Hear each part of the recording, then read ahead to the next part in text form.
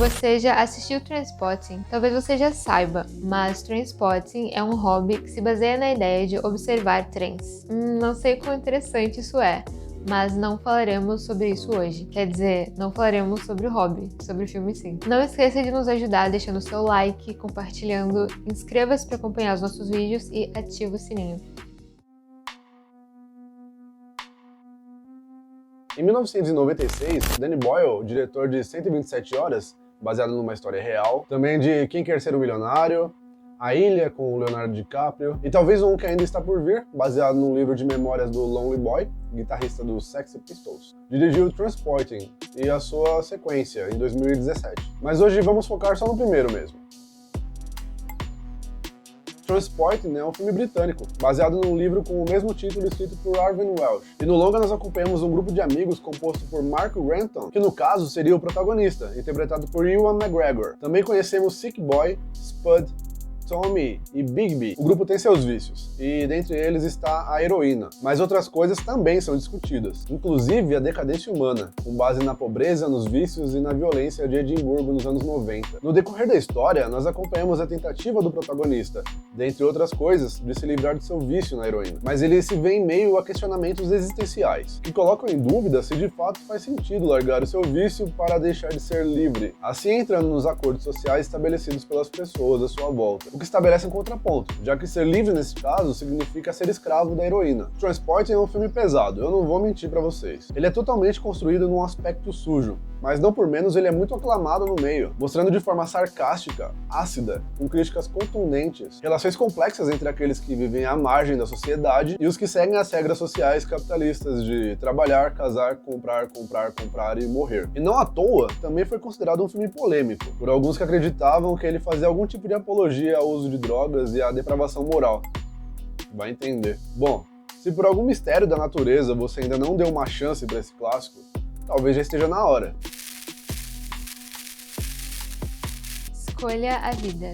Escolha um trabalho, escolha uma carreira, escolha uma família.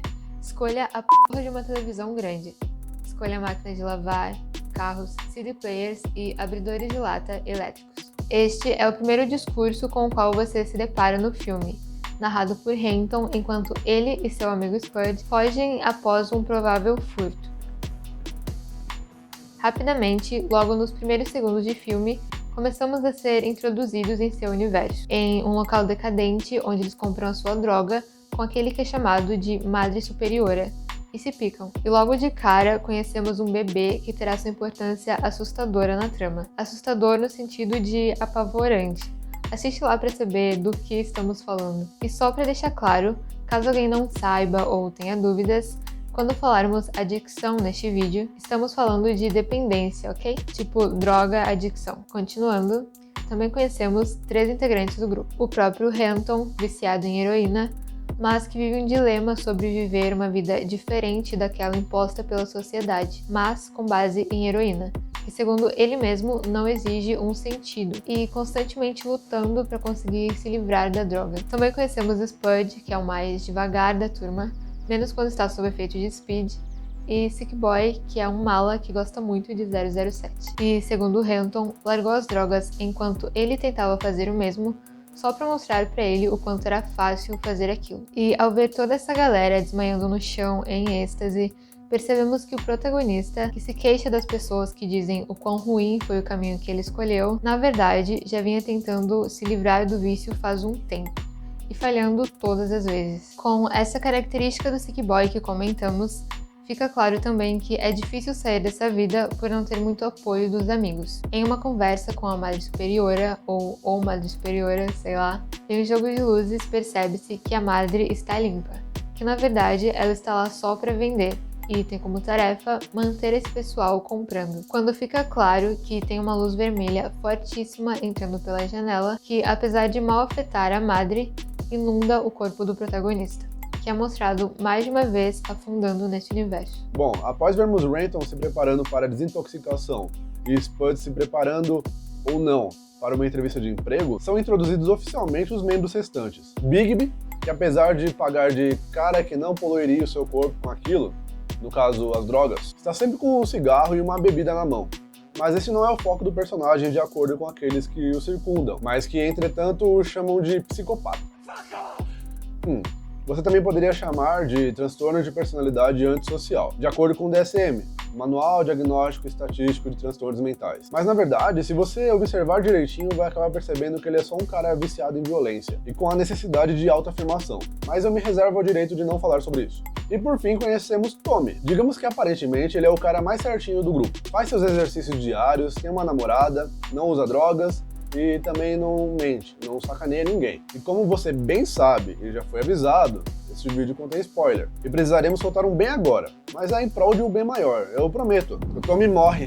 Bom, tudo bem, já passou. Vamos seguir daqui. Lembra que falamos que é uma continuação do filme? Pois é, obviamente ele é o único personagem que não volta. E justamente por ser o personagem mais certinho e acabar morrendo, ele acaba passando meio apagado pela história, tendo os outros muito mais ênfase no decorrer de tudo. E justamente por isso nós vamos falar sobre ele, Tommy. A forma qual ele morre é muito curiosa, mas a gente vai explicar como é que tudo aconteceu. Em um certo momento, Renton, o protagonista, tá na casa do Tommy. Em meio a uma conversa, ele acaba pedindo um VHS emprestado. Os 100 Grandes Gols, volume 1.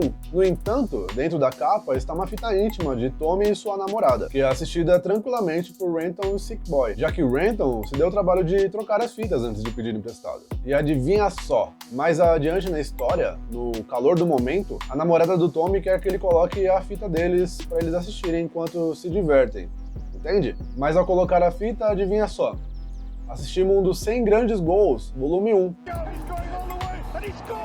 Obviamente, Tommy e sua namorada Lizzie se desesperam. Ele não acha a fita e passa a acreditar que talvez tenha a devolvido para a locadora por engano. E mais pra frente, vemos Sick Boy, Spud, Renton e Tommy. Depois de verem um trem passar, se perguntam o que farão. E Tommy, que já assinando sua nova postura, aparece de preto, representando talvez uma possível perda, diz que deveriam andar para umas montanhas no meio do nada. Escolha inclusive apontada por Sick Boy como não sendo normal.